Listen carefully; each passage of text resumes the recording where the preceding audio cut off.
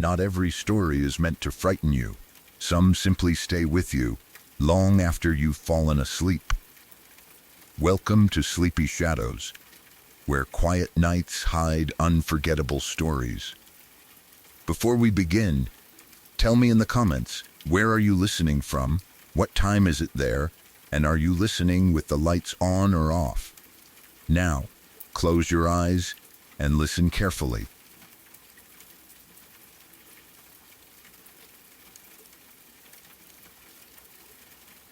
About 15 years ago, my family bought a house from an elderly woman. The sale itself was memorable for a heartbreaking reason. She passed away on the very same day she signed the papers to sell the house.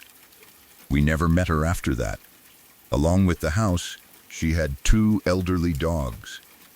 There was some discussion about what would happen to them, and we quickly decided we would keep them ourselves rather than let them end up in an animal shelter.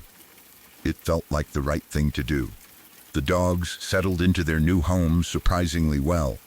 They gradually became part of our family, and after a while it was easy to forget that they had once belonged to someone else.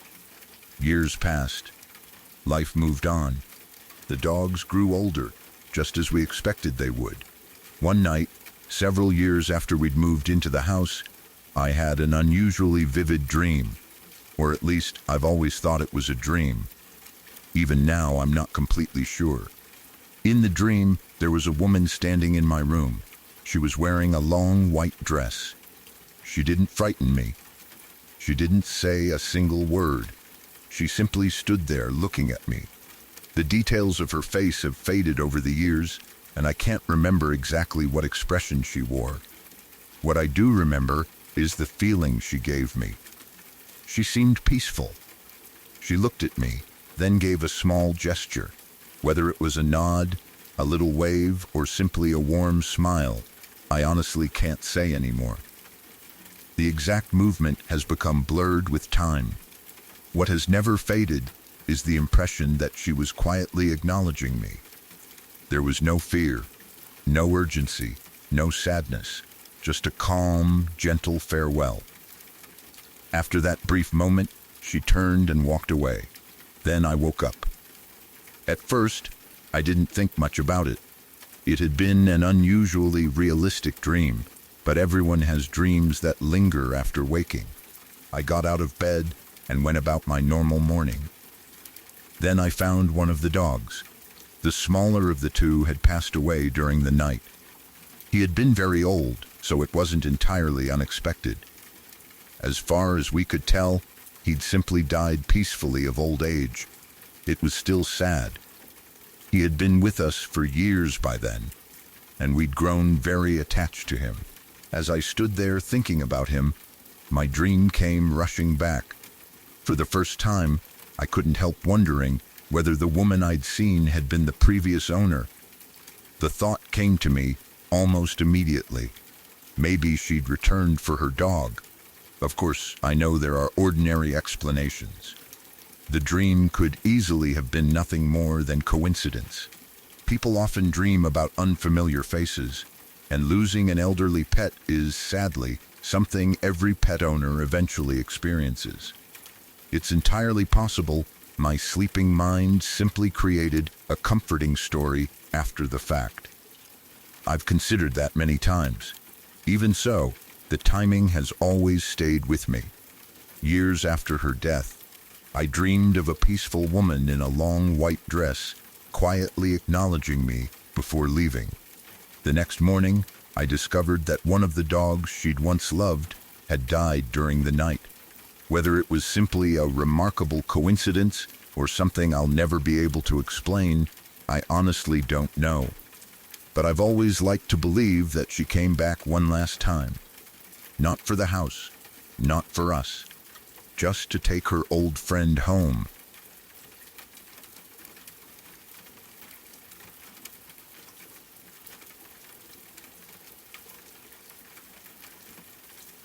Back in 2001, my wife and I were sitting in our living room watching television while our young son played on the floor in front of us. A brand new show had just premiered. It was the very first episode of The Amazing Race, and neither of us had seen anything like it before. As we watched the teams travel around the world, solve challenges, and race from one destination to the next, I found myself thinking about my mom. She would have absolutely loved that show. She had always enjoyed traveling, trying new things, and taking on little competitions just for the fun of it. I could picture her getting completely invested in every episode, cheering people on and trying to guess who would win. The thought made me smile. It also made me sad. My mom had passed away about a year earlier. I didn't say anything out loud. I simply thought to myself how much she would have enjoyed watching the show with us. The episode came to an end. Almost at that exact moment, I felt something I still can't explain. A sudden wave of cold traveled through my body. It started at my feet and slowly moved upward until it reached the top of my head. It wasn't like walking into a cold room. It felt more like a chill passing directly through me. Before I had time to mention it, my wife spoke. She smiled and said, "You know, this is something you and your mom would have done, and you probably would have won." I looked at her in surprise. She had been thinking almost exactly the same thing I had. We both laughed, partly because we'd somehow landed on the same thought at the same time, partly because it reminded us of someone we both missed very much. The laughter faded, and for a moment the room became quiet. Then our son suddenly looked up toward the ceiling. He was about a year and a half old at the time. He smiled, lifted one hand, and began waving. "Bye then again. Bye-bye." He kept waving toward the ceiling as though someone was standing there saying goodbye to him. That wasn't entirely unusual for him. He often stopped whatever he was doing to look up toward the ceiling. Sometimes he'd sit quietly, staring upward as though he could see someone neither of us could. Other times he'd babble happily while looking into empty space. Since he was still learning to talk, we usually treated it like a game. Whenever he appeared to be chatting with someone invisible, we'd play along. We'd ask questions to encourage him to keep talking. "Who's up there? What are they saying? Are they talking to you?" Most of the time he'd answer with sounds only he seemed to understand. We figured it was simply part of learning language. This time was no different. When he kept waving and saying goodbye, we smiled and asked him who he was talking to. Then we asked where they were going. He answered in his usual baby language. Among all the sounds he made, one word seemed to repeat itself. At least, it sounded like a word. The closest way I could ever spell it would be something like Anul, or maybe Anil. It was difficult to tell. He kept saying it over and over. We had no idea what it meant. Smiling, we simply replied the way parents often do. "Okay, tell Anul to be safe." Our son laughed and continued waving toward the ceiling for another few moments before returning to his toys. Life carried on. Months passed. The strange little moment gradually became one of those family memories that occasionally came up in conversation. One afternoon, several months later, I was lying on the living room floor looking through an old family photo album. I'd taken it out simply to reminisce. Page after page brought back memories from years gone by. My son wandered over while I was flipping through the pictures. As soon as he reached me, he began smiling. "Hi," he said. Then again. "Hi" at first, I answered automatically. "Hi, buddy," but he wasn't looking at me. His attention was fixed on one of the photographs in the album. He leaned over the page, smiling broadly. Then he started chatting away as though he were having a conversation with the person in the picture. He laughed. He waved. He babbled happily, pausing every so often as though listening for a response before continuing. Curious, I looked more closely at the photograph. It was my mother's official nursing school graduation portrait, one of my favorite pictures of her. I sat there, watching him for a moment. He seemed completely absorbed. It genuinely looked as though he believed someone was talking back to him. Trying not to influence his answer, I asked him a simple question. "Do you know who that is?" He didn't hesitate. He reached out and placed one finger directly in the center of my mother's photograph. Then, with complete confidence, he said, "Anul." He smiled even wider. "Anul." After saying it, he laughed and continued chatting happily with the picture, as though picking up a conversation that had never ended. I just sat there staring. The memory of him waving toward the ceiling months earlier immediately came rushing back. The same word, the same happy expression, the same excitement. The only thing that had changed was that now he was pointing directly at my mother's photograph. I couldn't stop thinking about it. The truth is, my son had met my mom, but only briefly. She first met him when he was about 6 months old. After that, there were only a couple more visits before she passed away. He was far too young for me to believe he'd consciously remembered her face months later. At least, that's what I always assumed. Yet there he was, smiling at her picture as though greeting an old friend. The word he kept saying stayed with me. Anul. I've wondered ever since whether he was actually trying to say angel. He certainly knew what angels were. Children often hear that word in stories, songs, or conversations. Maybe that was exactly what he meant. Maybe he simply couldn't pronounce it clearly yet. Or maybe it was just another piece of baby talk that happened to sound meaningful after the fact. I honestly don't know. There are plenty of ordinary explanations. Young children sometimes recognize familiar faces in photographs, even if they don't consciously remember meeting the person. Toddlers also invent sounds and words all the time. It's entirely possible everything that happened was nothing more than coincidence, mixed with two parents still grieving the loss of someone they loved. I've thought about all of those possibilities over the years. Even so, every now and then I remember that evening in front of the television. The moment I silently thought about my mom. The cold feeling that moved slowly through my body. My wife's unexpected comment that echoed the very thought I'd kept to myself. Then our little boy looking up toward the ceiling, smiling and waving goodbye to someone only he seemed able to see. Months later, without any prompting, he pointed directly at my mother's graduation photograph and happily greeted her with exactly the same mysterious name he'd spoken that night. I still don't know what he meant. Maybe he was saying angel. Maybe he wasn't. All I know is that it's a true story, and after all these years, I've never been able to forget it.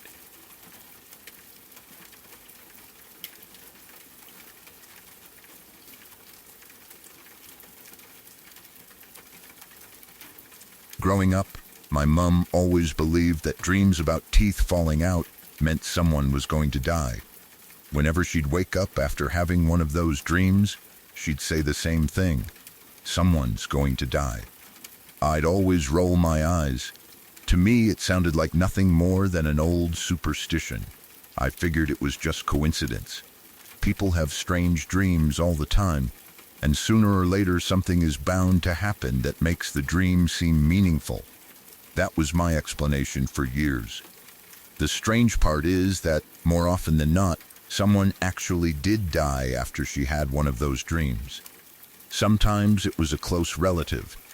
Sometimes it was someone farther out in the family. Occasionally, it was someone connected to a friend. Even then, I still convinced myself it was only coincidence. I never really believed there was any connection. Then, as I got older, it started happening to me. The first time I dreamed about my teeth falling out, I didn't think much of it. The dream felt incredibly vivid. My teeth became loose, one by one, until they fell into my hands. Other times, they were rotten, crumbling apart before I could do anything to stop it. When I woke up, I checked my teeth, laughed it off, and went on with my day. Not long afterward, someone died. It was upsetting, but I still refused to connect the two events. I told myself exactly what I'd always told my mum. Coincidence. Then it happened again. Another dream. Another death. Even after that, I wasn't convinced. But over the years, the same pattern has repeated itself often enough that I can't help noticing it anymore. Now, every time I dream about my teeth falling out or rotting, someone dies. It doesn't seem to matter who. Sometimes it's someone in my immediate family. Sometimes it's a distant relative I haven't spoken to in years. Sometimes it's someone from a friend's family. The person changes. The dream doesn't. I'm still naturally skeptical. I know dreams about losing teeth are among the most common dreams people report, and psychologists often associate them with stress, anxiety, or major life changes. I also know our minds are very good at spotting patterns, especially after emotional events, and it's entirely possible that's what's happening here. I've thought about all of those explanations. Still, after experiencing the same sequence so many times, it's become impossible for me to ignore completely. The hardest part isn't the dream itself. It's what happens after I wake up. Instead of forgetting about it, I spend the next few days feeling uneasy, wondering whether I'm about to receive bad news. That anxiety is honestly worse than the dream. Whether the pattern is nothing more than an extraordinary series of coincidences or something I'll never fully understand, I don't know. All I know is that every time I have one of those dreams now, I find myself hoping that, for once, it doesn't seem to mean anything at all.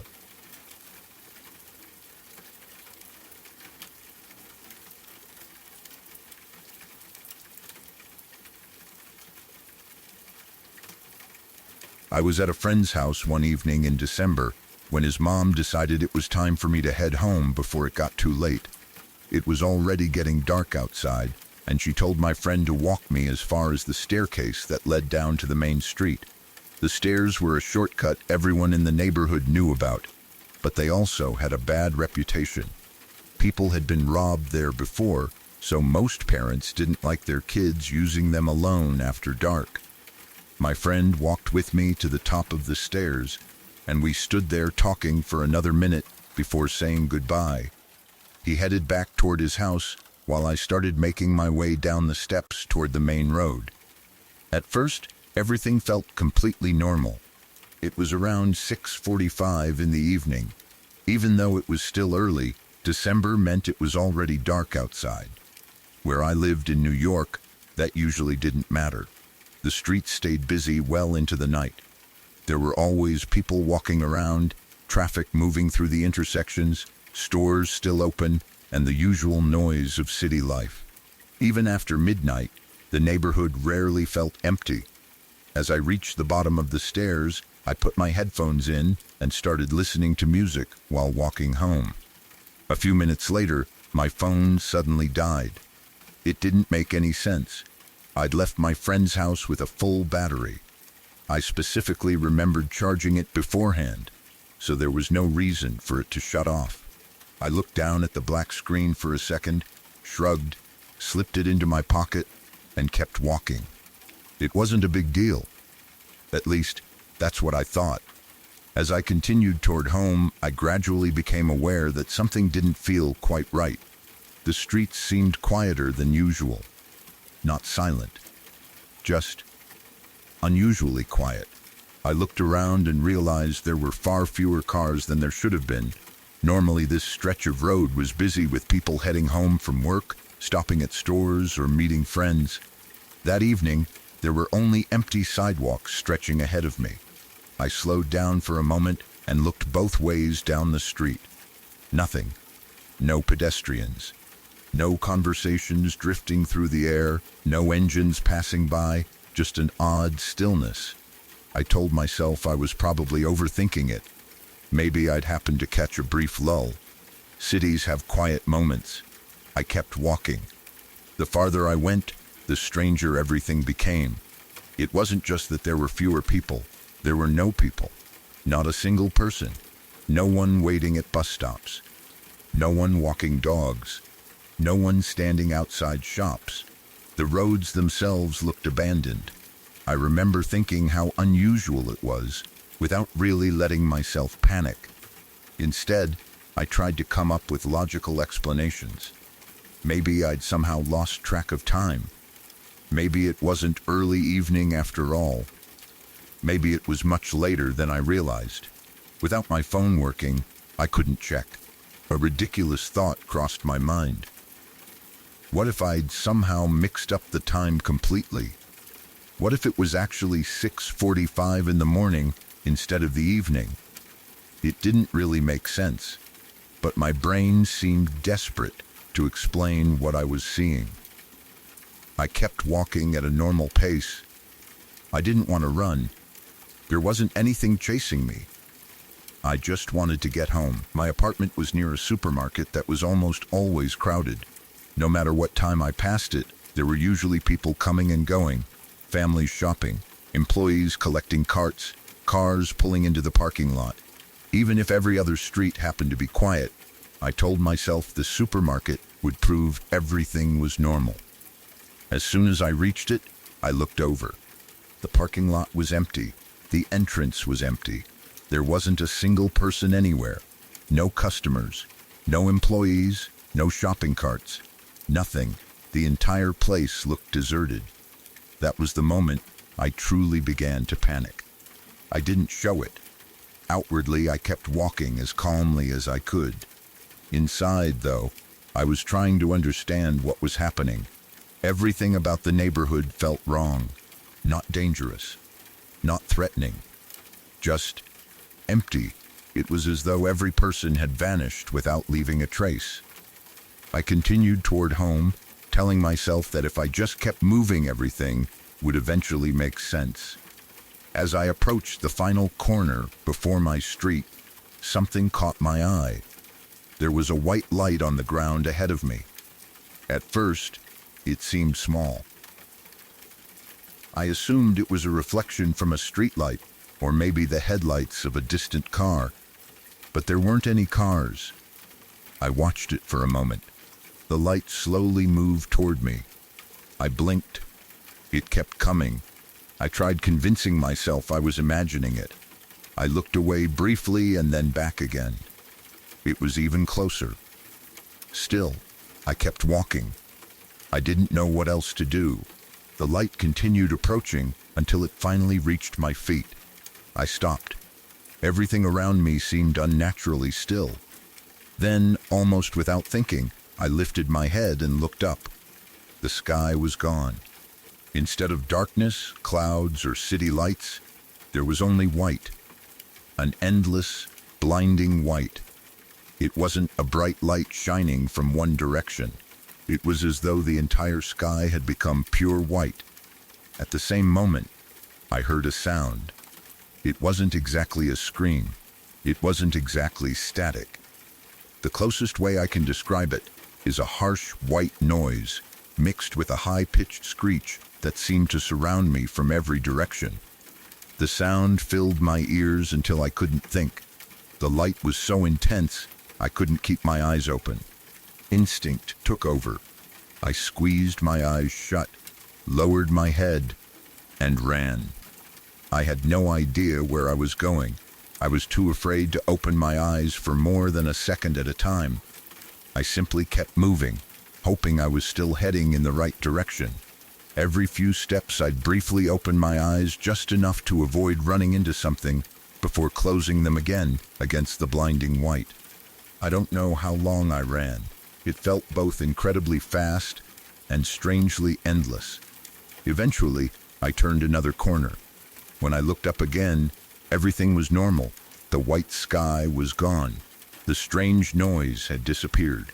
I found myself standing directly in front of my apartment building. Without stopping, I rushed inside, climbed the stairs, and opened the front door. My sisters were sitting in the living room, watching television, as though nothing unusual had happened. Trying to catch my breath, I looked at the television screen. The time displayed on it was 8:05 p.m. I froze. I couldn't understand where the missing time had gone.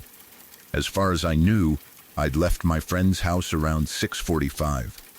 The walk home should have taken nowhere near that long.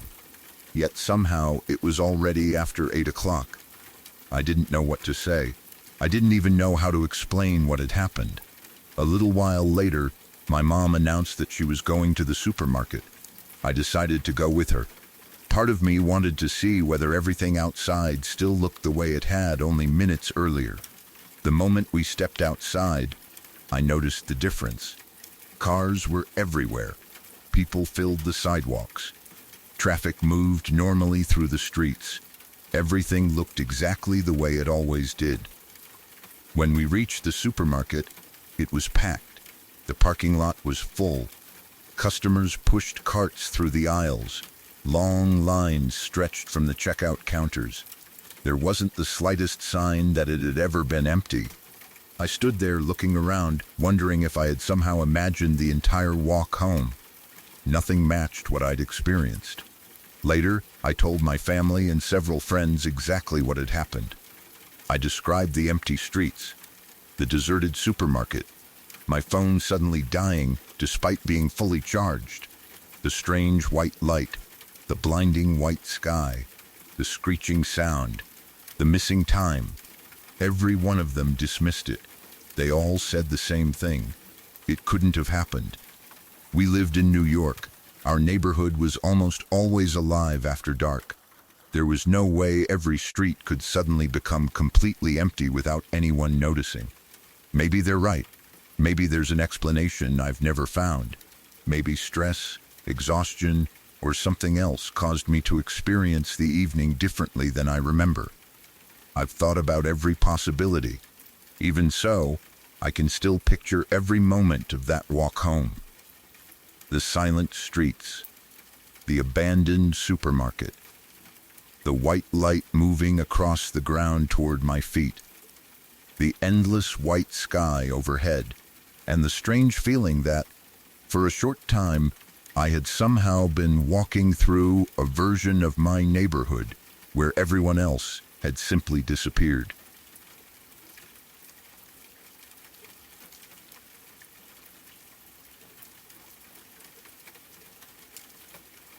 I was 13 years old when this happened, and for years afterward I convinced myself there had to be a normal explanation. At the time, I had just gotten my first period. Because I was uncomfortable and trying to find a position that didn't make everything feel worse, I ended up sleeping on my back. That was unusual for me. I've always been a side sleeper. Even now, lying flat on my back doesn't feel natural. I usually turn onto one side without even thinking about it. That night, though, I stayed on my back and eventually fell asleep. I started dreaming. In the dream, I was sitting in a chair. There was nothing especially frightening about it at first. I don't remember the room around me or why I was sitting there. The only part I remember clearly is leaning the chair backward onto its two back legs. It was the kind of thing kids do without thinking. I leaned farther. Then the chair didn't stop. Instead of balancing, it continued slowly tipping backward. At first, I expected to hit the floor, but there was no floor. The chair just kept going. I felt myself falling backward into darkness, not falling quickly, drifting like there was an endless space beneath me and I was being pulled into it. The feeling became stronger. There was no ground, no room, no way to stop myself. Just this horrible sense of falling backward into something infinite. Then I woke up. I didn't wake gradually. I jolted awake in complete panic. My eyes opened, and there was a face directly above mine. For a second, I couldn't understand what I was looking at. It was so close that I couldn't immediately see the rest of the body. All I could see was this pale face hanging over me. It looked almost white, not pale like a person who hadn't been outside in a while. White, the face was flat and oval-shaped, almost two-dimensional. There weren't many normal features. The eyes were huge and glassy, also oval-shaped, and they seemed far too large for the face. They were staring directly into mine. The nose barely existed. There were only two dark openings where nostrils should have been. The mouth was made of very thin lips that seemed to tremble or quiver constantly. The eyebrows were high on the forehead, dramatically arched upward. Everything about its expression looked furious, not surprised, not curious, not blank. Angry, it looked at me with an intensity I had never seen in another face before or since. The first thought that came into my mind was that it hated me. I don't mean ordinary hate. It didn't feel like the hatred of someone who was angry because you had hurt them or insulted them.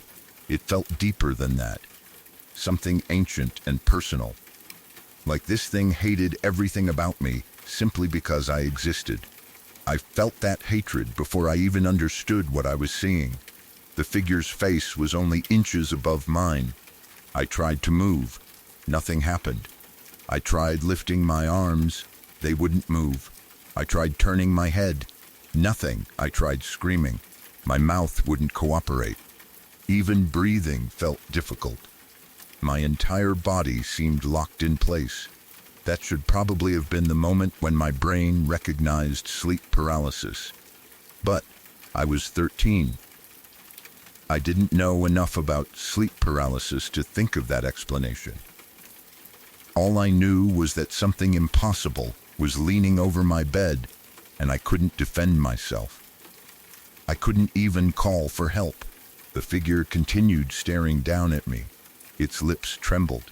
Its eyes didn't blink. I felt completely helpless. It wasn't just that I thought I might die. The fear felt bigger than death.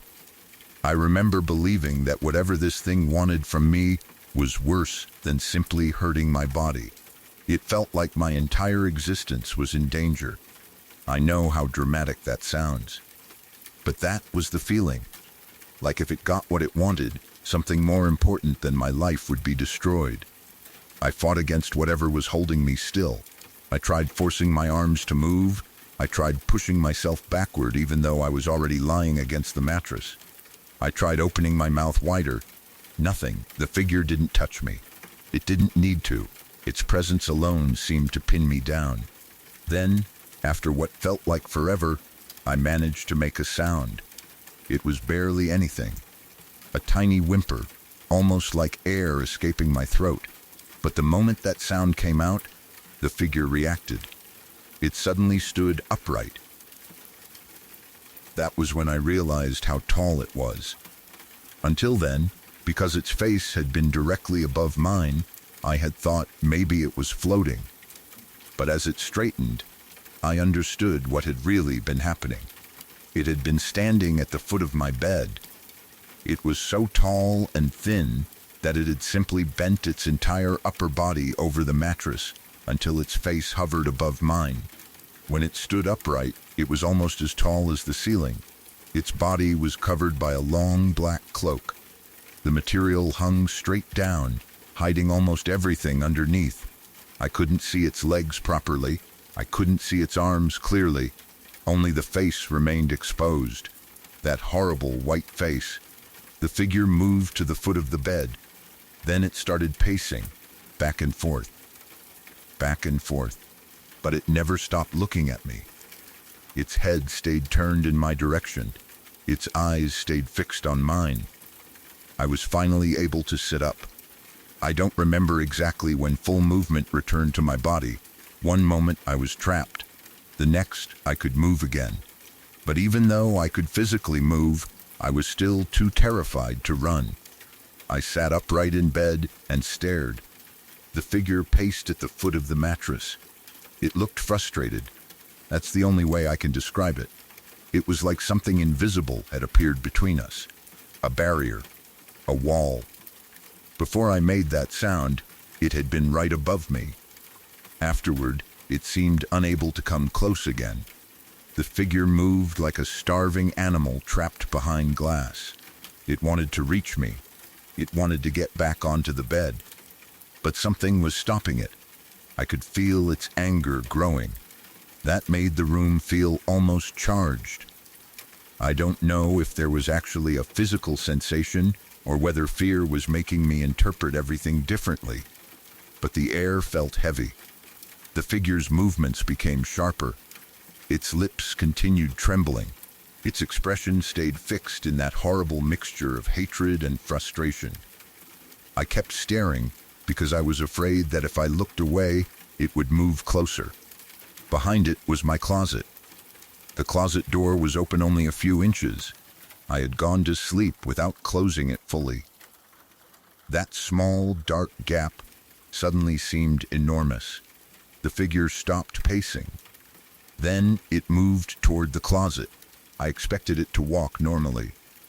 It didn't. It almost seemed to glide. It moved toward that narrow opening and disappeared inside. I watched the black cloak pass through the gap. The door didn't open wider. At least, I don't remember seeing it move. Then its face appeared again. It leaned out through the crack. Only the white face was visible. Those huge glassy eyes stared at me from the darkness. The lips were still moving, still trembling. The hatred was still there. I couldn't stop looking at it. I don't know why I didn't run. Maybe some part of me was still half trapped in the paralysis. Maybe I was simply too scared. I sat in bed staring at the closet while the figure stared back. It never broke eye contact. Then, it slowly began to fade. Not vanish instantly. Fade, the face became less solid. The blackness behind it seemed to absorb its outline. The pale skin became harder to see. The eyes remained visible longer than the rest. Then those disappeared too. The closet was empty. I stayed frozen for several seconds. Then I reached for the light. I turned it on. The bedroom looked completely normal. My furniture was where it should be. Nothing had moved. The closet door was still slightly open. There was nothing inside that shouldn't have been there. I didn't go near it. I couldn't. I got out of bed and left the room. I went into the living room and turned on the lights. Then I sat on the couch. I stayed there for the rest of the night. I didn't sleep again. Every room light I could reasonably keep on stayed on. I wasn't interested in being brave. I wanted light. I wanted open space. Most importantly, I wanted distance between me and that closet. After that night, I never slept with the closet door open again, not even slightly.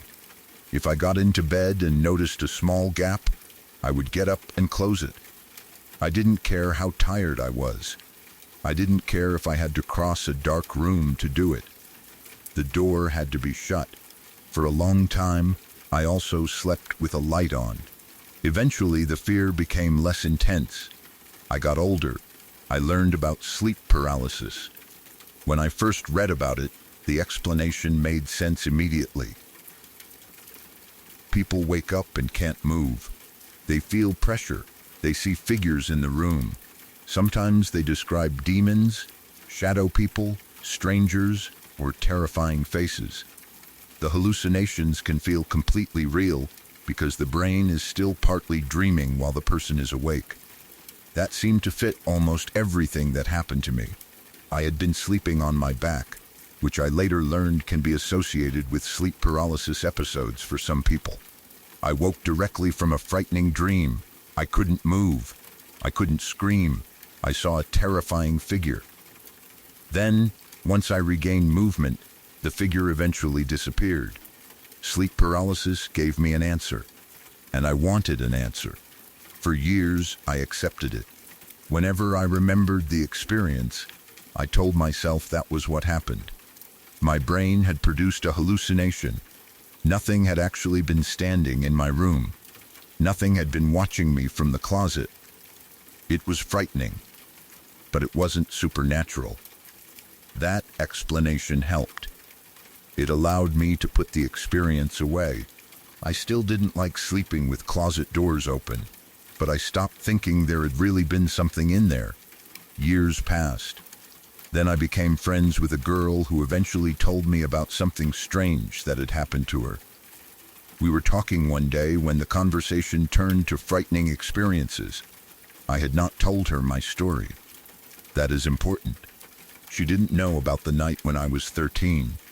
She didn't know what I had seen. She had never heard my description of the figure. She started telling me about an experience of her own. One night, she had been awake late by herself. Her bedroom door was open. From where she was sitting, she could see part of the living room and the area near the kitchen. Something out there caught her attention. At first, she wasn't sure what she was seeing. Then she realized there was a figure standing in the room. It was looking at her, and it was beckoning for her to come closer. She looked away. Then she looked back. It was still there. That detail already made me uncomfortable. But then she started describing what it looked like. As she spoke, I stopped thinking about anything else. The pale face, the strange shape, the large eyes, the black clothing, the unnatural appearance. The more she described it, the colder I felt. She was describing the thing I had seen, not something vaguely similar. The same creature, the same face, the same impossible proportions. I didn't interrupt her immediately because I wanted to make sure I wasn't forcing similarities into the story. People hear a description and sometimes fill in the details themselves. I wanted her to finish.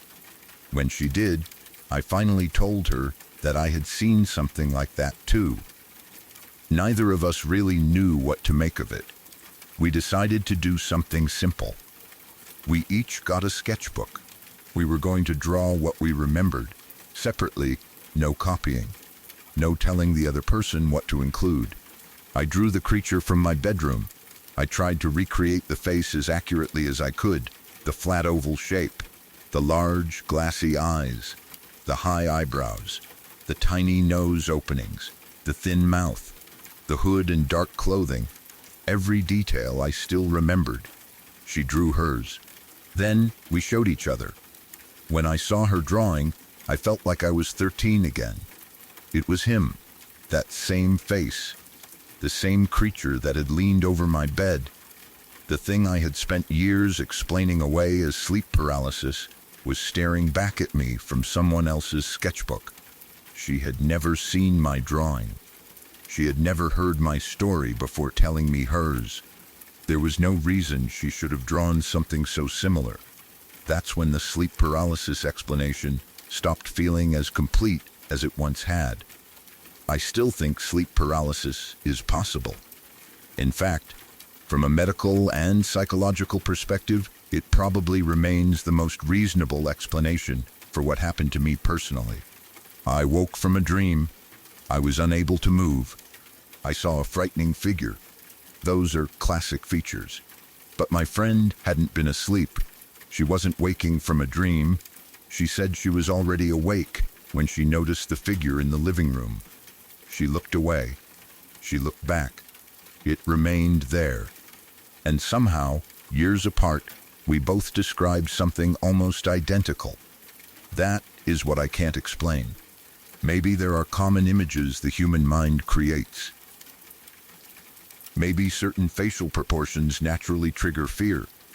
Large eyes, pale skin, thin mouths, long dark clothing. Maybe we had both seen similar creatures in movies, books, artwork, or somewhere else without consciously remembering. It's possible. Human memory is unreliable. Two people can remember things as more similar than they really were. I understand that. But seeing her drawing still affected me deeply. It wasn't just a general monster. It looked familiar, immediately familiar. I didn't need her to explain what I was looking at. My body recognized it before my mind finished processing the drawing. The same feeling came back, that awful sense of being watched by something that hated me. I remembered lying on my back. I remembered opening my eyes. I remembered that white face only inches away. I remembered trying to scream. I remembered the tiny whimper finally escaping. I remembered the figure standing up until its head was almost at the ceiling. I remembered watching it pace. And I remembered the closet. That part has never left me. The way it moved into the narrow opening, the face appearing again through the crack, the eyes refusing to look away.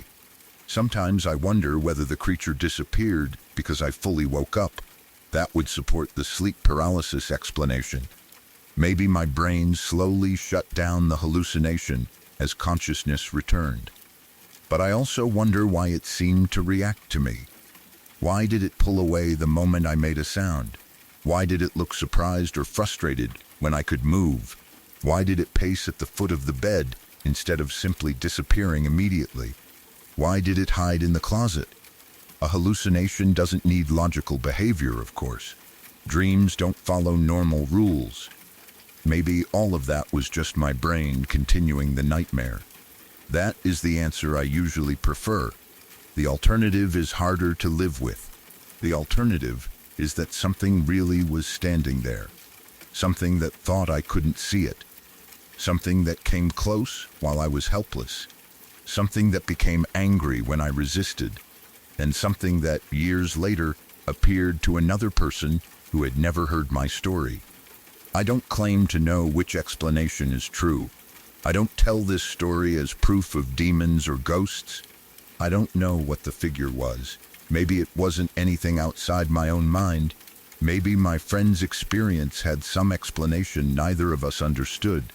Maybe the similarities between our drawings were coincidence. But there is one thing I know for certain. Before she told me her story, I had spent years feeling safe with the sleep paralysis explanation. It allowed me to believe that the thing had never existed outside my brain. Then, someone who knew nothing about that night described it to me. And when she showed me her drawing, all that certainty disappeared. I was looking at the same face again. The same pale oval. The same unnatural eyes. The same creature I had watched disappear into my closet when I was 13. I still sleep with closet doors closed. I know that probably sounds childish. I understand that a wooden door wouldn't stop anything supernatural if such things actually existed. But I don't care. Some habits don't come from logic. They come from memory. Even now, if I wake in the middle of the night and see a closet door slightly open, I can't relax. I get up, I close it. Then I go back to bed. Because once you've woken up with something leaning over your face, and years later someone else draws the same thing without ever hearing your story, leaving the closet open stops feeling like such a small thing.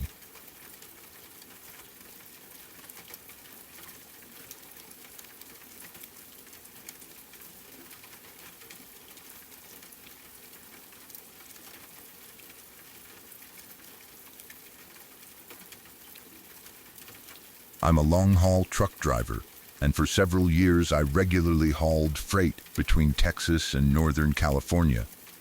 That route took me through Arizona, New Mexico, and Nevada over and over again. Anyone who has spent time driving across the desert Southwest knows the daytime heat can be relentless, especially during the summer. Because of that, I developed a routine that worked much better for me. I'd start driving around sunset. Then, I'd stay on the road throughout the night and stop sometime the following morning before the desert reached its hottest part of the day. Most of my miles were driven beneath a sky full of stars. You get used to the silence out there. Long stretches of empty highway, almost no traffic. Nothing but the engine, the headlights, and miles of open desert disappearing into the darkness. It's peaceful in a way that's difficult to describe. It's also a place where you notice things you might never pay attention to anywhere else. I don't care who you are. If you've never driven across New Mexico at 2 o'clock in the morning, it's hard to appreciate just how enormous the night sky feels. Whether you believe in UFOs or not, the desert has a way of making you question what you're looking at. My first experience happened during one of those overnight drives. I noticed another truck stopped on the side of the road. The driver was standing outside beside his truck. Thinking he might be having mechanical trouble or needed help, I pulled over. Helping another driver isn't unusual out there. Sometimes you're the only person around for miles. I climbed down from my truck and walked over. The other driver didn't even seem to notice me. He wasn't looking at the road. He wasn't checking his truck. He was staring straight up into the sky. I asked him what he was looking at. Then I looked up myself. There were lights everywhere, dozens of them. Some glowed steadily, others pulsed with different colors. They weren't moving like airplanes. They weren't drifting like satellites. Instead, they darted around one another in every direction, almost like a swarm of fireflies dancing high above the desert. Neither of us said much. We simply stood there, watching. After a while, the lights began organizing themselves. The random movement stopped. Instead, they slowly formed into two distinct lines stretching across the sky. At first, that only made the whole thing seem stranger. Then, we noticed something else. The stars had disappeared. Not completely, only in one enormous section of the sky. It took us several moments to understand what we were actually seeing. The stars themselves hadn't vanished. Something was blocking them. There was a shape above us. It was so unimaginably large that we hadn't recognized it at first because there was nothing to compare it to. The only reason we noticed it at all was because it covered so much of the sky that the stars behind it were no longer visible. Trying to describe its size is almost impossible. The closest comparison I can think of is a Star Destroyer from Star Wars. Not because it looked like one. It didn't. But because that was the only thing I could compare its sheer scale to. It was enormous, far beyond anything I'd ever imagined seeing in the sky. Even stranger, it made no sound whatsoever.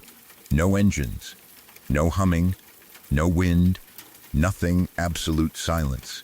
As we watched, the smaller lights seemed to drift back toward the enormous dark shape. One after another, they disappeared into it. Then the giant object itself began fading. It didn't shoot away. It didn't accelerate. It simply became less and less visible until, after only a few blinks, it was gone. The stars reappeared exactly where they'd been hidden moments before. The sky looked completely normal again. Only then did we realize we weren't alone. We'd been so focused on whatever we'd just witnessed that neither of us noticed other vehicles pulling over. By the time we looked around, 3 more truck drivers had stopped. A young couple driving a Volkswagen Jetta had also gotten out of their car. In total, there were at least 7 of us standing along that stretch of highway. Every one of us had been looking at the sky. No one seemed eager to speak first.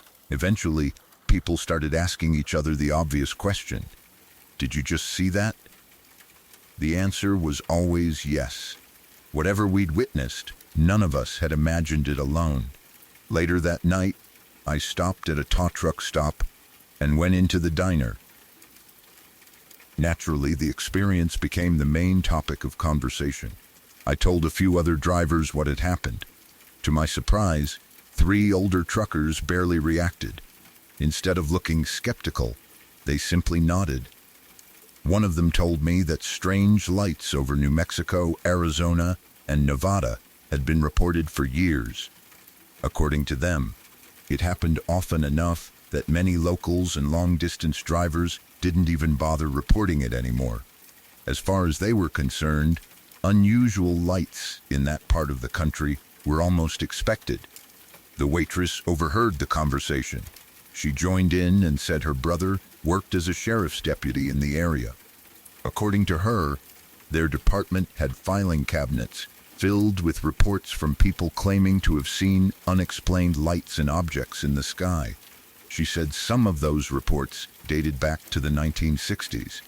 Whether that's true or not, I can't personally verify. I only know what she told us that night. Even now, years later, I still don't know what I saw. The night sky can play tricks on your perception.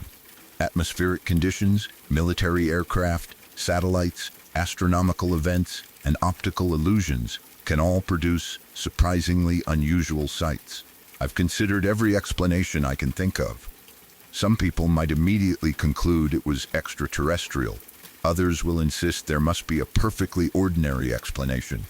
I honestly don't know. What I do know is that at least 7 complete strangers stopped along the same stretch of highway and spent several minutes staring at something none of us could explain. We all saw the lights. We all noticed the enormous dark shape that seemed to blot out the stars, and we all watched it disappear without making a sound. I've driven through New Mexico countless times since then. I've spent thousands of hours crossing those same lonely highways beneath the stars. I've never seen anything quite like it again. But every time I head across that stretch of desert after 2 in the morning, I find myself glancing up at the sky just a little more often than I used to, just in case.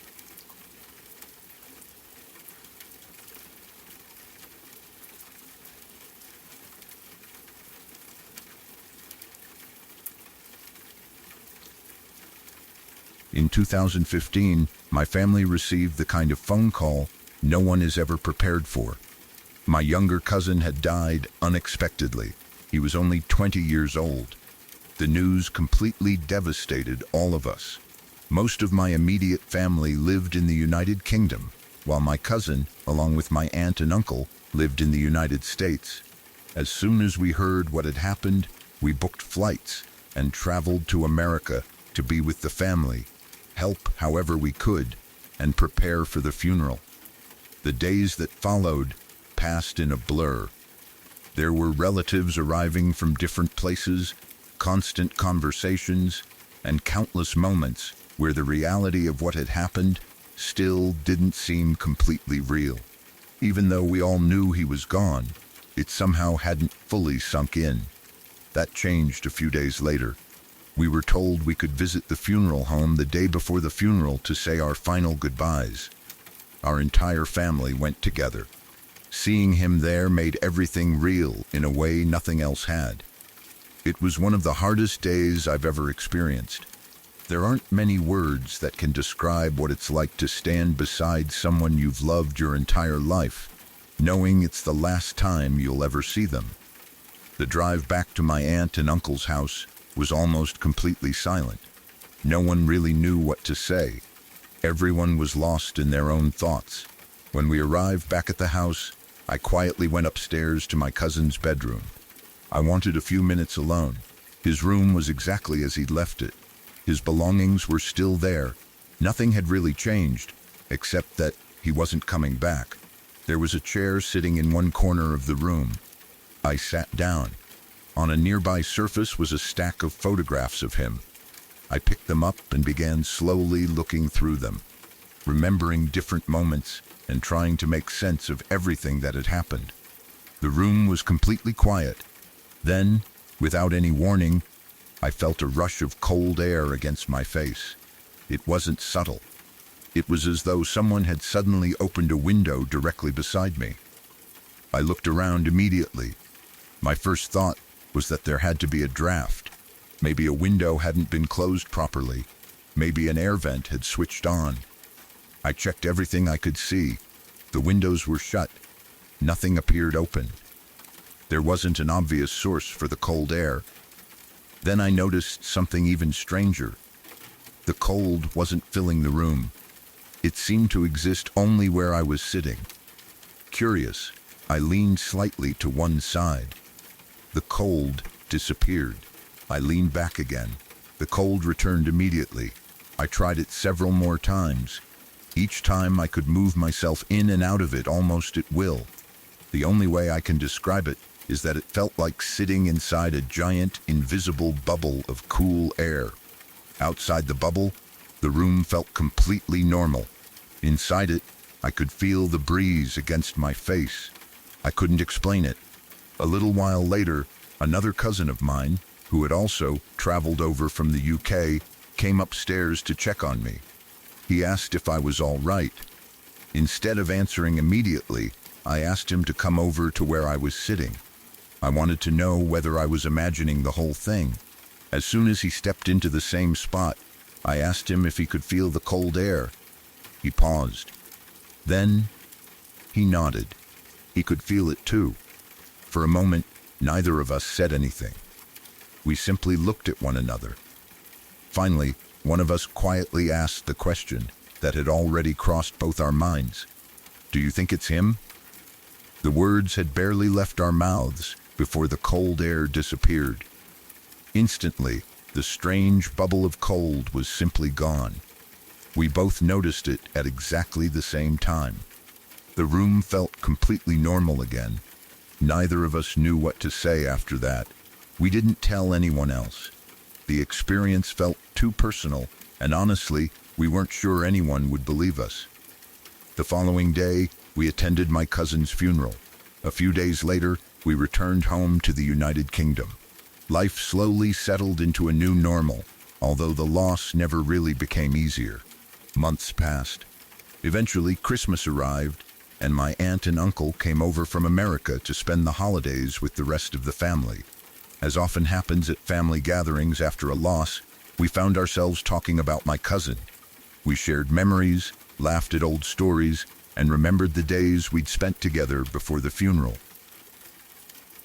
During one of those conversations, I finally decided to tell my aunt about what had happened in his bedroom. I explained how I'd felt the strange cold air while sitting in the chair. I described how another cousin had felt it too. Then I told her how it disappeared the moment we wondered aloud whether it was him. She listened quietly. When I finished, she didn't seem surprised. Instead, she simply smiled gently and said, "Yeah, that was him." I looked at her, unsure what to say. Then she told me something I had never heard before. She said she had experienced that same cold feeling every single day after my cousin passed away. According to her, it stayed with her constantly right up until the day of his funeral. Then, immediately afterward, it stopped. She never felt it again. Hearing that gave me goosebumps. I'd never mentioned my experience before then. She had no way of knowing exactly what I'd felt, yet she described something remarkably similar that she had experienced independently. Even now, I still consider myself a skeptic. Whenever something unusual happens, I naturally look for an ordinary explanation first. Perhaps there was some strange airflow in the room that I simply couldn't identify. Perhaps grief made both of us more aware of ordinary sensations that we otherwise wouldn't have noticed. Those explanations are entirely possible. I've thought about them many times over the years. Still, I struggle to explain why the cold seemed confined to one specific area around that chair. I can't explain why my cousin immediately felt the same thing when he stepped into that exact spot. And I certainly can't explain why it disappeared the very moment we wondered if it was my cousin. Maybe it was coincidence, maybe it wasn't. I honestly don't know. What I do know is that, in one of the darkest moments of my life, while sitting alone in my cousin's bedroom surrounded by photographs of him, I experienced something that brought me an unexpected sense of peace. Whether it was simply my mind trying to find comfort, or whether my cousin somehow found a way to say one last goodbye, I'll probably never know. Part of me still hopes it really was him. Not because it proves anything, not because it answers life's biggest questions, but because the thought that he might have been there for just a few quiet moments, letting us know he was all right, is one of the few things about that terrible week that still brings me comfort. I miss you, bro.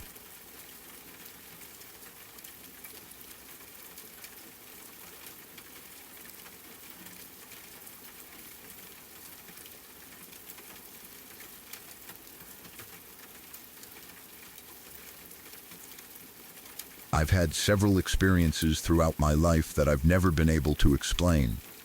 Taken on their own, each one could probably be dismissed as coincidence, an unusually vivid dream, or a trick of memory.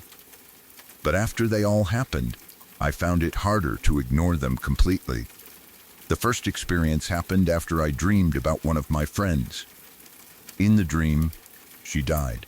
It wasn't one of those vague nightmares that fade the moment you wake up.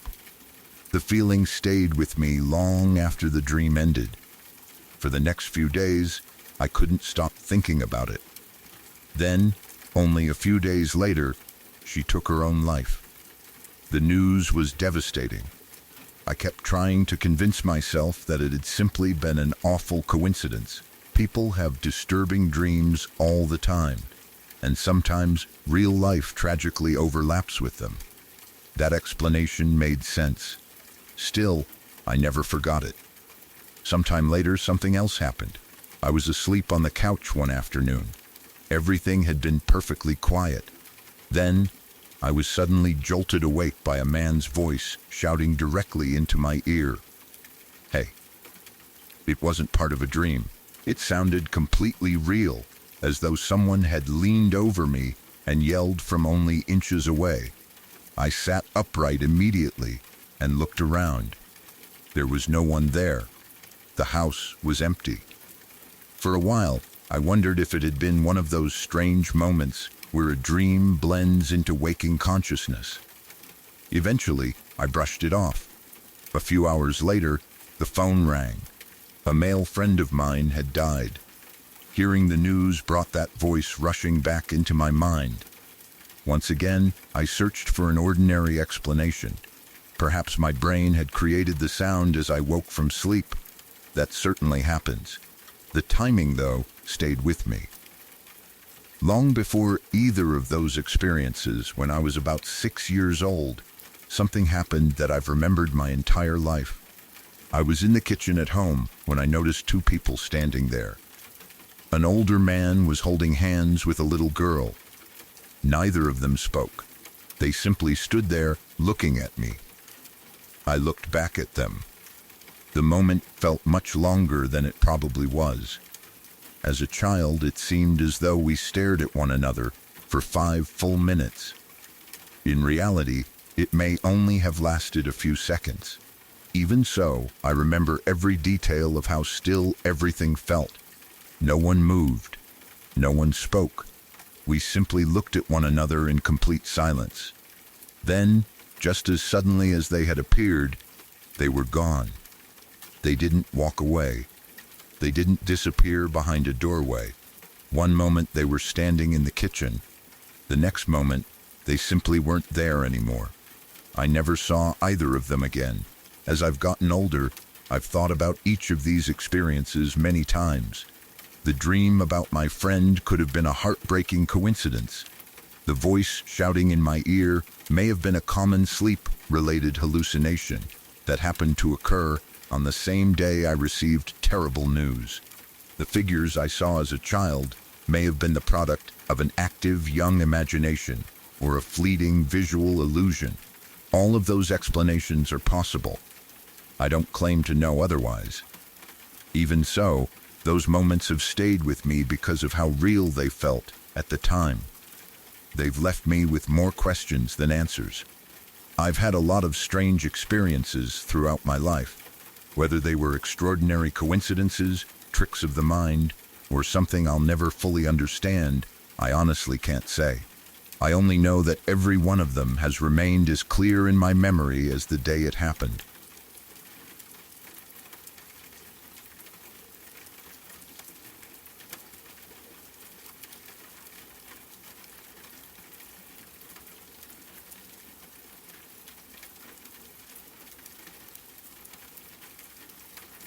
Last year, I went on a hike through a forest that wasn't especially dense. The trail wound its way up a fairly steep hill, and although there were plenty of trees around, you could still see a reasonable distance between them. It wasn't the sort of place where someone could disappear instantly without leaving some clue as to where they'd gone. I wasn't in any hurry. I enjoy stopping every now and then to take photographs, especially of small details that most people walk straight past. At one point, I paused beside the trail to photograph a cluster of leaves. I spent a minute adjusting the angle and trying to get the lighting right, paying more attention to my camera than to anything else around me. When I looked up, I noticed someone walking toward me along the path. The trail was narrow enough that two people couldn't comfortably pass each other without one of them stepping aside. Not wanting to get in the other person's way, I moved 2 steps off the trail and stood among the trees. I waited. The person kept approaching. There was nothing unusual about them. I remember thinking they were fairly big, someone who would have been difficult to miss. I simply stood there, giving them enough room to walk by before I continued my hike. A few seconds passed, long enough that they should have reached me. Assuming they had already gone by while I wasn't paying close attention, I stepped back onto the path. There was no one there. I stopped immediately. The trail in front of me was completely empty. For a second, I thought perhaps they had already passed and continued down the hill behind me. I turned around. Nothing. The path stretched away in both directions without another person in sight. I looked between the trees on either side. The forest wasn't thick enough to hide someone of that size so quickly. There were no obvious side trails, no movement through the undergrowth, no sound of footsteps, no rustling branches, nothing. I stood there trying to work out what had happened. The person hadn't reached me. I was certain of that. If they had walked past, I would have seen them from only a few feet away. They also hadn't turned around. The trail was straight enough that I would have noticed someone suddenly changing direction. They couldn't have simply stepped behind one tree and disappeared. Either the woods were open enough that a person that size would still have been visible. Yet somehow, they were simply gone. I stayed there for another minute, scanning the hillside and listening for any sign of movement. The forest was quiet. Eventually, I continued walking, but the experience stayed with me for the rest of the hike. I've gone over it in my head many times since then. Maybe I briefly looked away at exactly the wrong moment. Maybe the terrain created a blind spot I didn't notice. Maybe there was a small side path hidden from where I was standing. All of those explanations are possible. Still, none of them completely matches what I remember. From where I stood, it genuinely felt as though I had stepped aside to let someone pass, only for that person to vanish before they ever reached me. It wasn't terrifying. Nothing threatened me. Nothing chased me. It was simply one of those strange moments that leaves you standing in silence, wondering whether you really saw what you thought you saw. I finished the hike without seeing anything else unusual. Even so, every time I think back to that day, I remember waiting politely for another hiker to walk past, and then stepping back onto an empty trail where only moments before, someone had been approaching me.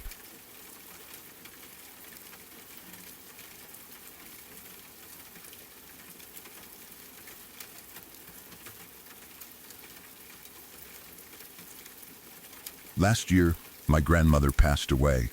Losing her was incredibly difficult. We had always been close, and adjusting to life without her felt almost impossible. In the days after her death, I found myself thinking about her constantly, replaying old memories and wishing I could have just one more conversation with her. One of my closest friends, P, came to spend some time with me after the funeral. He had known my grandmother very well, so he understood how much she meant to me. We weren't doing anything special. We were simply sitting together at a table, talking about her and sharing memories. My phone was lying on the table between us. About an hour earlier, I'd changed my lock screen to a photograph of my grandmother. It was one of my favorite pictures of her, and seeing it on my phone made me feel as though I was carrying a small piece of her with me. As we continued talking, something unexpected happened. Without any warning, my phone's screen suddenly lit up. Then it went dark. A second later, it lit up again. Then dark again. On, off, on, off. It kept doing it over and over again, incredibly fast. Almost as if someone were repeatedly pressing the power button. Neither of us was touching it. We both stopped talking and stared at the phone. For several moments, We just watched the screen flash on and off. The photograph of my grandmother would appear, then disappear, then appear again and again. P looked at me, then back at the phone. Trying to lighten the mood a little, he smiled and said, "Let's see if it's your grandma." Then, looking toward the phone, he jokingly spoke out loud, "If that's you, please stop." The blinking stopped immediately. The room fell completely quiet. Both of us looked at each other. For a few seconds, neither of us said anything. Finally, P shrugged slightly and said, "That could just be a coincidence." Then he looked back at the phone again. "Let's try one more time, just to be sure." He smiled nervously before speaking again. "Oma, if you're here, please start again." The moment he finished speaking, the phone began blinking again. On, off, the lock screen appeared, then disappeared. The photograph of my grandmother flashed in and out of view over and over. This time, neither of us laughed. I could feel myself becoming genuinely frightened. Watching the picture appear and disappear while we were talking about her was more than I could comfortably process. Without really thinking, I blurted out, "Oma, stop. You're scaring me." The blinking stopped instantly. The phone went completely still. Neither of us touched it. Neither of us said another word for a while. We simply sat there looking at the phone resting quietly on the table. After a few minutes, I picked it up and checked everything I could think of. There were no notifications, no incoming calls, nothing that seemed capable of causing what we'd just watched. Eventually, the moment passed, and we continued talking, although neither of us brought the subject up again that evening. What has always stayed with me is what happened afterward. My phone never behaved that way before. It has never behaved that way since. Not once. I've often tried to think of an ordinary explanation. Electronic devices can malfunction without warning. Software glitches happen. A faulty button or temporary system error could certainly cause a screen to flicker unexpectedly. It's entirely possible that's all it was. The timing, though, has always been difficult for me to ignore. It happened while we were talking about my grandmother. It stopped when P asked it to stop. It started again when he asked if she was there. And it stopped once more the moment I asked it to. Whether those moments were nothing more than remarkable coincidences or something I'll never fully understand, I honestly can't say. I still consider myself open to ordinary explanations. But in my heart, I've always liked to believe that my grandmother stopped by one last time to let me know she was okay. If that's what really happened, then there's something I've wished I could say ever since. Oma, I love you. I never actually wanted you to leave. I was just scared.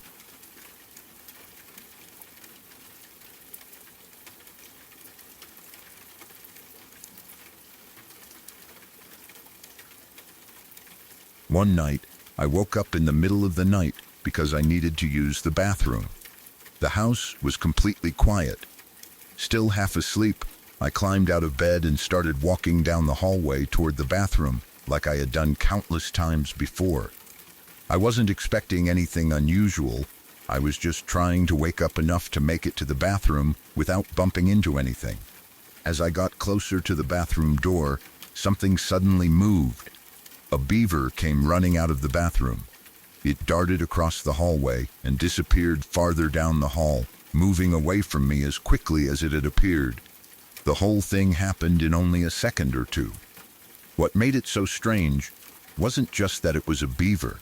It was the way it looked. It wasn't completely solid. It was semi-transparent. I could still make out the hallway through it as it ran. It looked almost like a faint outline of a real animal, somehow both visible and see-through at the same time. I stopped walking immediately. For a moment, I just stood there staring down the hallway where it had disappeared. There was nothing there, no movement, no sound. The hallway was completely empty again. I honestly didn't know what to make of it. The experience was so brief that part of me immediately wondered whether I'd imagined it. Maybe I was still halfway between sleeping and being awake. Maybe my brain had mixed a dream with reality for a split second. That explanation certainly makes sense. What I do know is that I wasn't expecting to see anything at all, let alone a beaver.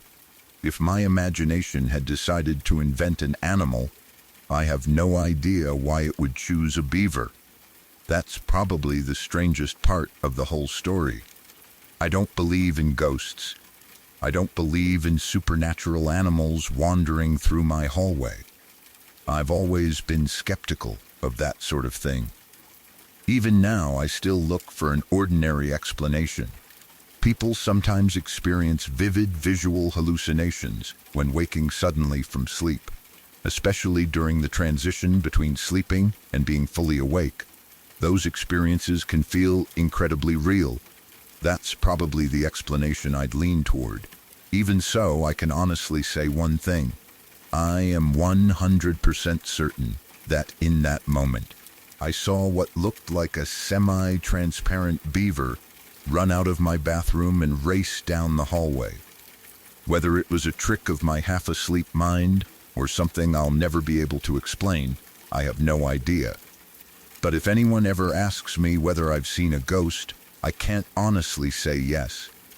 I can only say that one night, on the way to the bathroom, I watched what looked exactly like a ghost beaver disappear down my hallway. And somehow, that's even harder to explain. Just one small moment. If tonight's stories are helping you unwind, you're always welcome back. Subscribe to Sleepy Shadows, and I'll be here the next time sleep feels far away. Now, let's continue. One of the strangest stories I've ever heard came from my mom. I obviously don't remember any of it myself because I was only a baby when it happened, but she has told the story several times over the years, and every time the details have stayed exactly the same. At the time, I was still an infant, and my older brother was only about 2 or 3 years old. My mom was a single parent then, and one evening my grandmother offered to babysit both of us so she could finally have a night out with a couple of friends. It wasn't anything unusual. She rarely had the chance to enjoy an evening to herself, so she happily accepted. She met up with 2 friends later that night. Exactly what they planned to do has never been completely clear to me. From what my mom remembers, they were experimenting with something connected to ghosts. She was never certain whether there was an actual Ouija board involved or whether they were trying some other kind of spirit communication, but she said they were sitting together in a circle surrounded by candles. At first, nothing happened. The room was quiet. The 3 of them sat together, curious more than anything else, expecting little if anything to come from it. Then, everything changed. Without warning, my mum suddenly felt an overwhelming weight settle onto her shoulders. She described it as though something incredibly heavy had leaned over her from behind. The pressure grew stronger almost instantly. Then she felt invisible hands around her throat. She couldn't breathe. She couldn't move. She couldn't even speak. She wanted to call out to her friends, but found herself completely frozen. The feeling wasn't simply physical. She later said she could sense an overwhelming hatred surrounding her. It wasn't just fear. She described it as an intense feeling of rage directed entirely toward her. The room grew colder. At almost the same time, the candles surrounding them began going out. Not all at once, one by one. Each flame disappeared until the room became darker and darker. One of her friends desperately tried relighting the candles as quickly as they went out. The other rushed toward my mum. Realizing something was terribly wrong, they began praying and trying to cast whatever was happening away. My mum remained unable to move. She could only wait. Eventually, just as suddenly as it had begun, the pressure disappeared. She could breathe again. She could move. The feeling of hatred lifted. The room fell silent. None of them wanted to continue. Whatever they had intended to do that evening ended immediately. They gathered their things as quickly as possible, blew out the remaining candles, and left. My mum drove straight home. She expected to quietly walk inside, collect us, and put the whole experience behind her. Instead, the moment she stepped through the door, my grandmother met her, looking both frightened and angry. Before my mum could even explain why she was home, my grandmother demanded to know what she'd been doing. Completely confused, my mum asked what she meant. My grandmother explained that not long before my mum returned, my older brother had suddenly woken up. He was crying uncontrollably. No matter how much she tried to calm him, he kept repeating exactly the same words over and over. The bad man is hurting mommy. Again and again. The bad man is hurting mommy. My grandmother couldn't understand why he was saying it. As far as she knew, my mum was simply out spending the evening with friends. There was no reason for him to suddenly wake from sleep, screaming that something bad was happening to her. When my mum heard what he'd been saying, she went completely quiet. She hadn't told anyone what had happened. There had been no phone calls, no messages, no way anyone at home could have known about her experience. Yet, according to my grandmother, my brother woke up at the very time everything was happening and kept insisting that a bad man was hurting our mum. To this day, I don't know what really happened that night. Perhaps my mum experienced a severe panic attack or another frightening physical episode brought on by fear and suggestion. Perhaps my brother simply had a nightmare that happened to coincide with the same moment. Those explanations are certainly possible. Coincidences happen. Children often wake from disturbing dreams without any obvious cause. I've considered all of those possibilities. Even so, the timing has always been difficult to ignore. My mum described feeling something choking her while she sat surrounded by candles. Miles away, a 2 or 3-year-old child suddenly woke up screaming that someone was hurting his mother. Neither of them knew what the other was experiencing until she returned home. Whether there is an ordinary explanation tying those two events together, I honestly don't know. What I do know is that hearing that story completely destroyed any curiosity I ever had about experimenting with Ouija boards or anything similar. Whether what happened that night was supernatural, psychological, or simply an extraordinary coincidence, one experience was more than enough for me. I've never felt the slightest urge to find out for myself.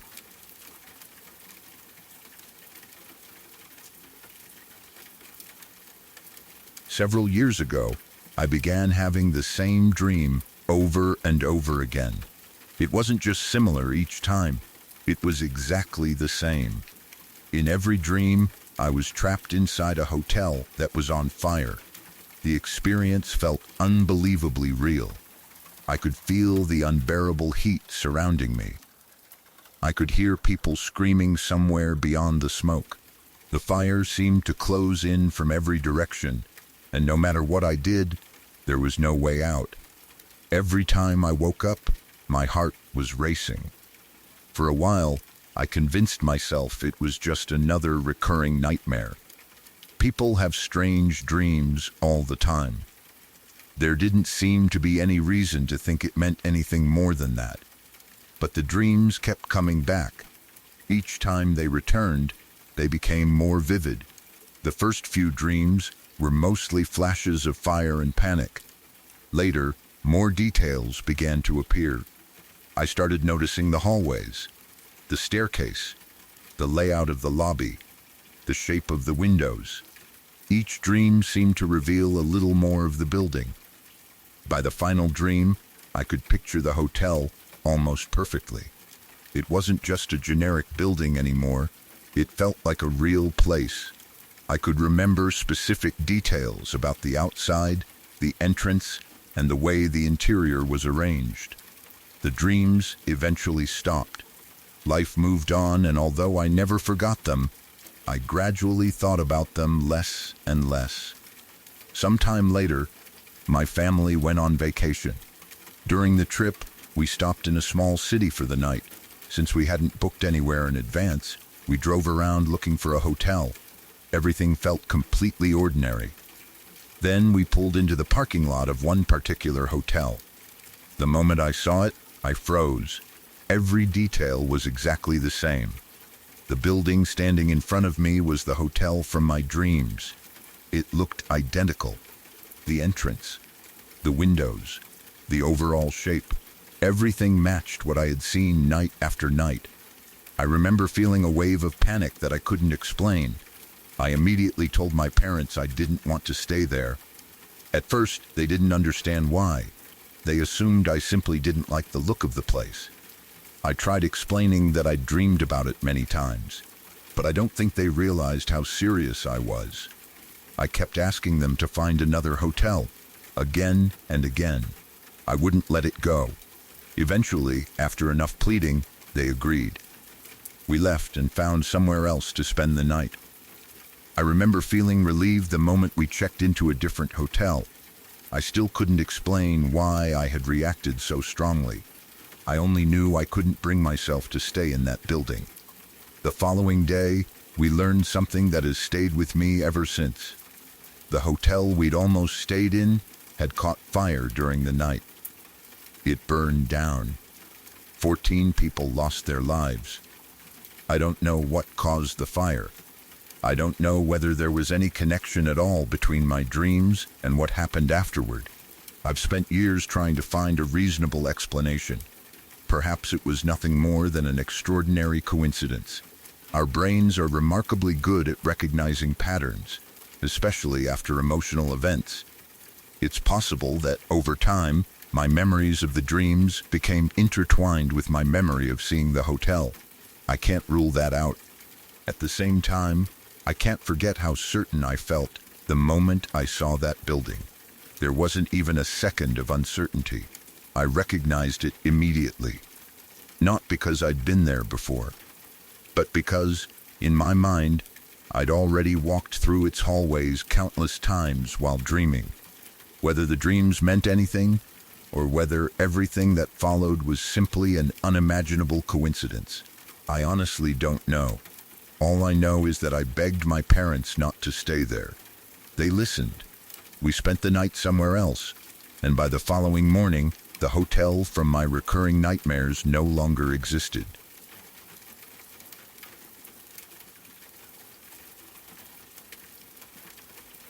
This happened in the late 1980s when I was about 8 or 9 years old. At the time, I was spending the night at my grandmother's house. For whatever reason, I was sleeping in the master bedroom with her instead of in one of the other rooms. It had been a completely ordinary evening. We'd gone to bed, the lights were out, and before long I had fallen asleep. Sometime in the middle of the night, I woke up. At first, I wasn't sure why. Then I heard it. A woman's voice was softly chanting my name. She wasn't shouting. She wasn't whispering either. It was a steady, gentle repetition, almost rhythmic, as though she were trying to get my attention. Still half asleep, I rolled over to see where the voice was coming from. The moment I opened my eyes, I froze. Hovering directly in front of my face was the head of a woman. There was no body, only her head. She floated silently in the darkness, only inches away from me. She seemed to glow with an eerie green light that made her face stand out against the otherwise pitch-black room. Her hair was jet black. Her eyes were black as well. Those details alone would have been enough to make the image unforgettable. But there was one feature that has stayed with me more clearly than anything else. Her neck.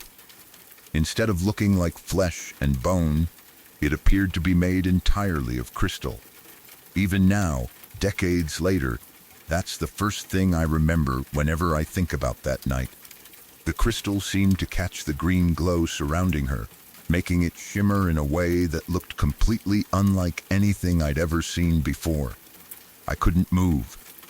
Fear seemed to lock every muscle in my body. I simply stared at her. She remained there, silently hovering while repeating my name. Eventually, somehow, I managed to force myself to turn away. I rolled back toward my grandmother and called out to her. She woke up almost immediately. Trying to explain what had just happened, I told her there was a woman floating beside the bed. I described what I'd seen as best I could. My grandmother listened calmly. She didn't panic. She didn't search the room. Instead, she simply told me to try to go back to sleep. Then she picked up her Bible and stayed awake, reading it. Whether she believed me or simply wanted to comfort me, I never really knew. Eventually, I managed to fall asleep again. By morning, the experience still felt incredibly real. The first thing I wanted to do was tell my brothers what had happened. As soon as I found them, I started describing the woman I'd seen during the night. I told them about the glowing green face, the black hair, the black eyes. Then I began describing the unusual neck. Before I could even finish explaining it, my younger brother suddenly interrupted me. The expression on his face changed instantly. He looked genuinely frightened. Then he asked a question I'll never forget. Was her neck made of crystal? For a moment, I couldn't speak. That was the one detail I hadn't mentioned yet. I asked him how he knew. He told me that a couple of weeks earlier, he'd gotten up during the night to use the bathroom. While walking through the same bedroom, he had seen the very same woman. According to him, she looked exactly the way I was describing her. The green face, the black hair, the dark eyes, and the crystal neck. He had never told anyone because he didn't think anyone would believe him. Neither of us knew the other had experienced anything unusual until that conversation. That realization unsettled me far more than the sighting itself. If I'd been the only one to see her, I probably would have convinced myself it had been a vivid dream or a hallucination brought on by waking suddenly in the middle of the night. Children often experience unusually realistic dreams, especially when sleeping somewhere unfamiliar. That explanation makes perfect sense. What has always stayed with me, though, is my brother's reaction. He didn't wait for me to finish describing her. He immediately asked about the one feature that stood out more than anything else: the crystal neck. It wasn't a detail that seemed likely to come from coincidence. Years have passed since then, and I've thought about that night many times. I've searched for ordinary explanations. Memory can be unreliable, especially when recalling childhood events. It's possible our memories influenced one another over the years without us realizing it. It's also possible we both experienced similar dreams in the same room at different times. I can't rule out any of those possibilities. Even so, whenever I remember that night, one image comes back more vividly than any other. A softly glowing green face hovering only inches from mine in the darkness. Jet black hair, dark, empty eyes, and a neck that looked as though it had been carved entirely from crystal. Whether it was a dream, an extraordinary coincidence, or something neither my brother nor I have ever been able to explain, it's an image neither of us has forgotten.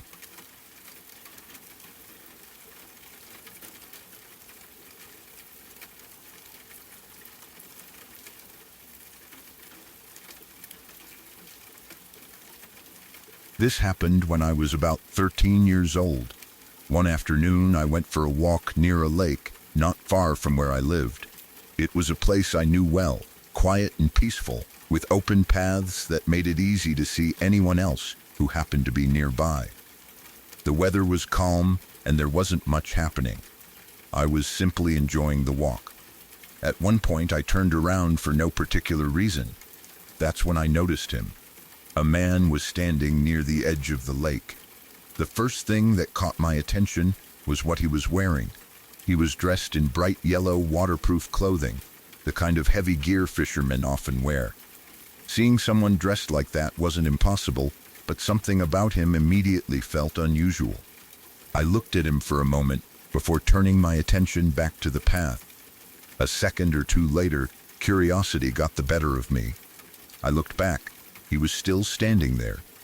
What struck me this time was that I couldn't make out his face. It wasn't that he was standing too far away. There was simply something strange about it. No matter how I looked, I couldn't clearly see his features. He remained completely still. Then he lifted one hand. He was holding a small bicycle bell. Without saying a word, he rang it. The sharp little chime echoed across the quiet lakeside. It seemed oddly out of place. I remember standing there trying to understand what I was looking at. The whole situation felt wrong in a way I couldn't explain. A thought crossed my mind almost immediately. This guy can't be real. I glanced away for only a brief moment. When I looked back again, he was gone. Not walking away, not disappearing behind a tree, simply gone. The area around the lake was open enough that I would have noticed anyone leaving. There wasn't anywhere nearby where someone could have hidden in the few seconds I had looked away. I stood there for only a moment before panic took over. I turned around and ran all the way home as fast as I could. For years, I treated the whole experience as one of those strange childhood memories that didn't make much sense. Maybe I'd misunderstood what I'd seen. Maybe I'd looked away for longer than I remembered. Maybe there had been a perfectly ordinary explanation. Eventually, I stopped thinking about it. Then, years later, something happened that brought the memory back. I was talking with my best friend when she mentioned an unusual experience she'd had herself. She told me she had once heard the sound of a strange bell while she was near an old well. The sound seemed to draw her toward it. As she got closer, she realized there was a man standing behind her. She described him as wearing long robes. The moment she became aware of him, she was overwhelmed by the feeling that she needed to leave. She turned and ran from the well without looking back. Listening to her story immediately reminded me of the man by the lake. The details weren't identical, but there were enough similarities to make us curious. Both experiences involved a mysterious man. Both involved an unusual bell. Both happened near water. Neither of us could explain what we'd seen. Curiosity eventually led us to do a little research. While looking through old folklore, we came across stories from German mythology about a creature known as the Neck, sometimes called the Wassermann. According to the legends, these beings are associated with lakes, rivers, and other bodies of water. Many of the old stories claim they lure people, particularly young girls, toward the water by using beautiful sounds, including music played on harps or the ringing of bells. Reading those stories was unsettling, not because we believed we'd discovered the answer, but because a few of the details sounded surprisingly familiar. Of course, folklore exists in almost every culture, and it's entirely possible that our experiences had nothing to do with those old legends. The man I saw may simply have been an ordinary fisherman who walked away while I wasn't looking. My friend's experience could easily have had a completely separate explanation. Once you know an old story, it's natural to notice similarities that might otherwise seem insignificant. I recognize that. Even so, I still remember the strange feeling that came over me when the man rang the bicycle bell. I remember looking away for only a moment. I remember looking back and finding the lakeside completely empty. Most of all, I remember the certainty that there was nowhere he could have gone without me seeing him. Whether it was an ordinary encounter my memory has turned into something mysterious over the years, an extraordinary coincidence connected to old folklore, or something I'll never be able to explain, I honestly don't know.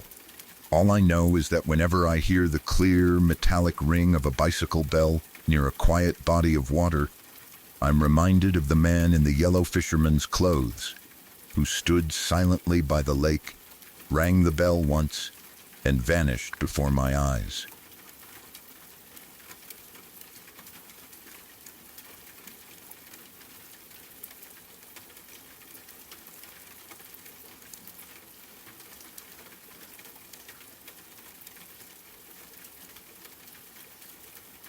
This story was told to me many years ago, and even now, it still gives me chills.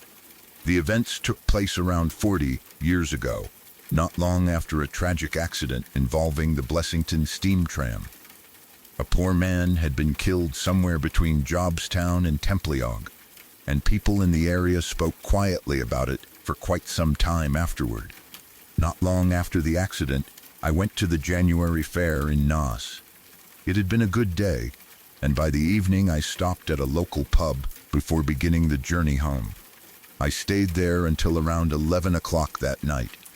By the time I left, the roads were quiet.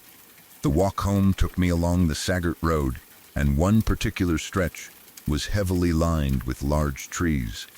Their branches stretched out over the road, blocking much of the moonlight and leaving long sections of the path in deep shadow.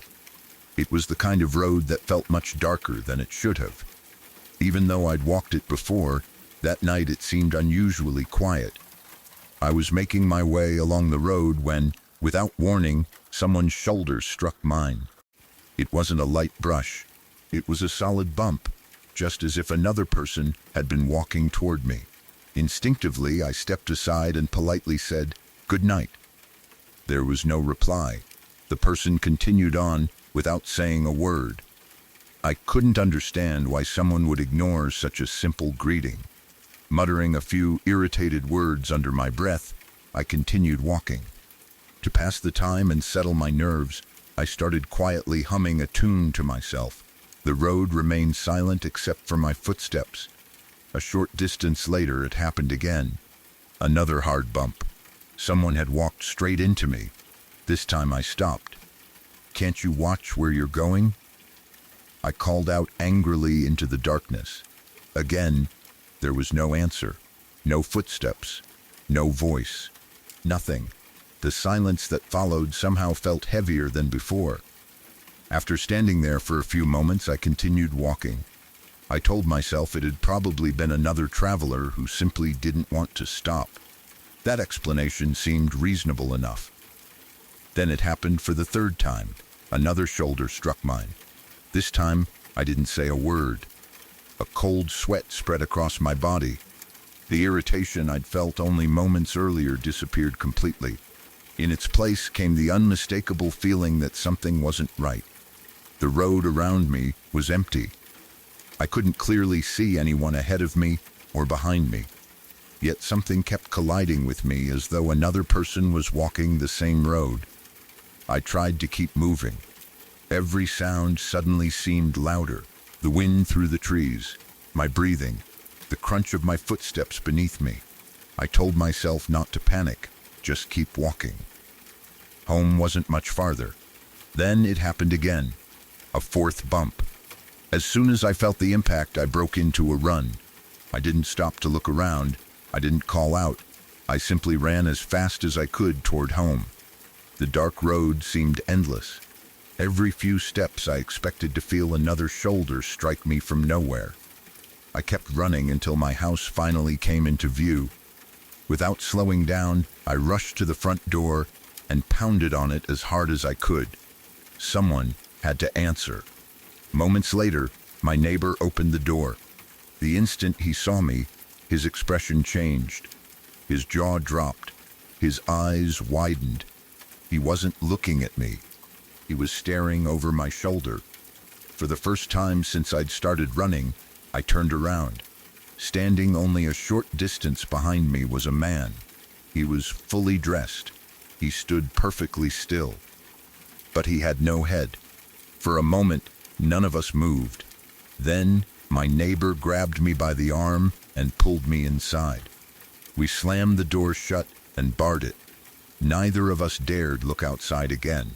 Instead, we stood quietly inside the cottage and said a prayer for the soul that remained beyond the door. That was the end of the encounter. Whether what happened that night has an ordinary explanation or not, I honestly don't know. Dark roads, exhaustion, and fear can all affect the way people experience the world around them. Memory also changes over time, especially when a story has been told and retold for decades. Those possibilities are real. Even so, this story has remained part of the local folklore for many years. The road, the old tram accident, the strange bumps in the darkness, and the final glimpse of a headless man have been remembered by people in the area ever since. I still live near that part of the road today. Whenever I pass beneath those old overhanging trees after dark, I can't help thinking about the man who kept walking into someone on a lonely road without ever speaking a single word, and I always find myself walking just a little faster until I've left that stretch behind.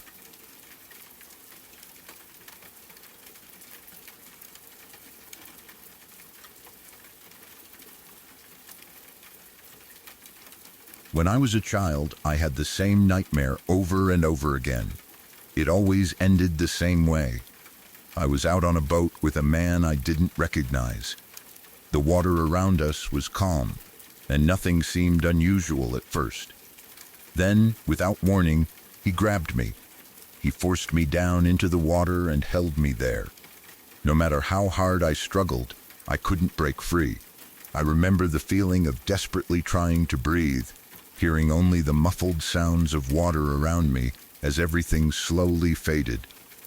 Then I would wake up. The dream came back again and again throughout my childhood. Every time it was almost identical. The same boat, the same water, the same man, the same ending. It became such a familiar nightmare that I eventually stopped telling anyone about it. I assumed it was simply one of those recurring dreams that children sometimes have. As I got older, the dreams became less frequent, but they never completely disappeared. Then I started high school. Not long after classes began, I met someone who immediately made me uneasy. The moment I saw him, I felt an overwhelming sense of recognition. It wasn't because I'd met him before, it was because I knew his face from my dreams. He was the man who had drowned me over and over again in those nightmares. I couldn't explain how I knew. I simply did. Every time I saw him at school, the feeling returned. Eventually, he invited me to spend time with him. He told me his family owned property with a boat, and he asked if I wanted to go out on the water with him. The invitation immediately brought every one of those dreams rushing back. I didn't hesitate. I refused. I made up whatever excuse I could and stayed away. After that, something strange happened. The dreams stopped. Completely. For the first time in years, I no longer dreamed about the boat or the man. Life moved on, and I tried not to think about it anymore. Sometime later, I heard tragic news. Another girl had died in what was reported as a boating accident on his family's property. I don't know the details of what happened. I don't know whether it truly was an accident. And I have no way of knowing whether my childhood dreams had anything at all to do with the events that followed. It's entirely possible they didn't. Recurring nightmares are common, and it's also possible that recognizing someone from a dream influenced the way I felt when I eventually met him. Our minds are capable of making powerful connections, especially when fear is involved. I've considered all of those possibilities. Even so, I can't ignore one unsettling coincidence. For years, I dreamed about a man drowning me from a boat. Then I met someone who looked exactly like the man from those dreams. When he invited me onto a boat, I refused. After that, the nightmares never came back. Later, I learned that another girl had lost her life in a boating accident on the same property. Whether the dreams were nothing more than coincidence, a subconscious warning created by my own mind, or something I'll never be able to explain, I honestly don't know. I only know that I trusted the fear those dreams left behind. And because of that, I never got on the boat.